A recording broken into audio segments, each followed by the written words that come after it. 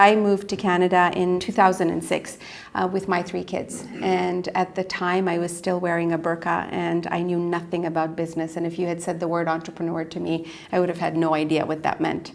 I was in an arranged marriage when I was 17, had 3 kids by 23, left Yemen after the Civil War, or just after the Civil War. My son was born during the war in Yemen, which wasn't much fun. And moved to Canada. Prior to that, I was born in Uganda, and we left Uganda when Idi Amin kicked out all the brown people.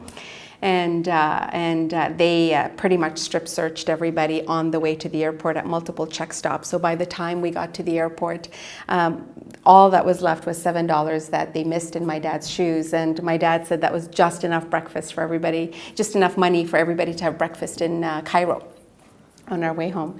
So got to Yemen, grew up in Yemen, and then moved to Canada. And so I went back to school, graduated, and within 3 years started my own company.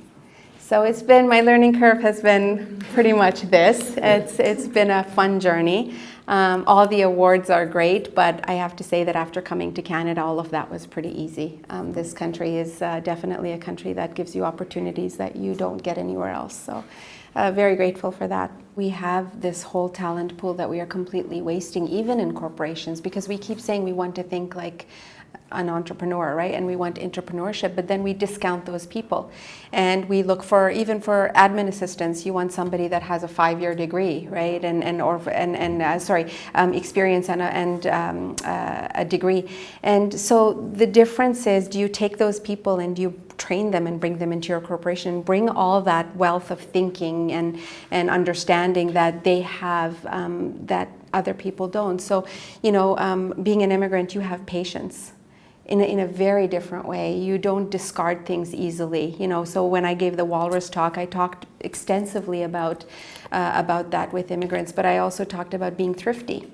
Like, immigrants come and they don't waste anything, including a relationship or anything that they have or any part of their education. They take all those things, and we live in such a disposable society right now. I watch all my friends when they're dating, and they're like, "Oh, he didn't make me laugh, next."